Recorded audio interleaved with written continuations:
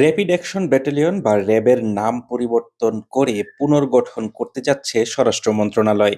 Special response force SRF বা special response battalion SRB, এই দুই নামের যে কোনো একটিতে পুলিশের অধীনে এই নতুন ইউনিট গঠনের জন্য নতুন আইনের খসড়া তৈরি করা হয়েছে।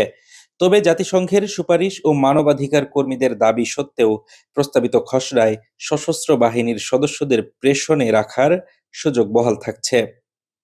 র্যাব বিলুপ্তির দীর্ঘদিনের দাবির মুখে সংস্কারের নতুন রূপরেখা সাজাচ্ছে স্বরাষ্ট্র মন্ত্রণালয়।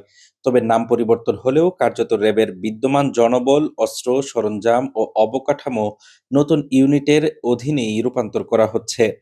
আর্মড পুলিশ ব্যাটালিয়ন আইনের পরিবর্তে তৈরি করা হচ্ছে স্বতন্ত্র একটি আইন।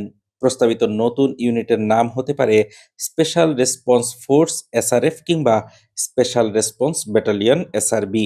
প্রস্তাবিত খসড়া অনুযায়ী বাহিনীটি পরিচালিত হবে সরাসরি পুলিশ মহাপরিদর্শকের নিয়ন্ত্রণে, যার নেতৃত্বে থাকবেন একজন অতিরিক্ত আইজিপি।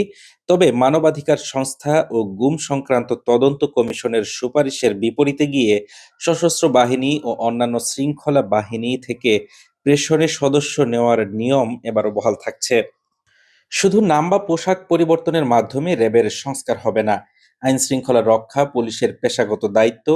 তাই সামরিক বাহিনীর সদস্যদের এতে রাখা উচিত নয়। সামরিক প্রশিক্ষণপ্রাপ্তদের নিয়মিত বেসামরিক আইন প্রয়োগে যুক্ত করলে জটিলতা তৈরি হয়, এমনকি তাদের মূল বাহিনীও প্রশ্নবিদ্ধ হয়।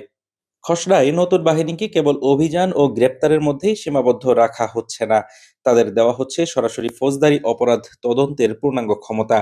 পরোয়ানা ছাড়াই তল্লাশি, জব্দ ও গ্রেপ্তারের এখতিয়ারও থাকছে আগের মতোই।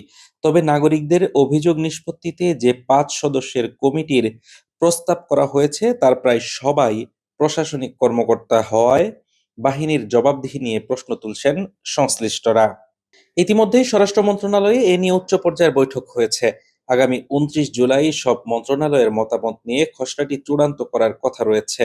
বিতর্কিত অতীত মুছে নাম ও আইনি কাঠামো বদলে এই পুনর্গঠন কতটা কার্যকর ও সাধারণ মানুষের আস্থা ফেরাতে সক্ষম হবে তা নিয়ে সংশয় দূর হচ্ছে না মানবাধিকার কর্মীদের।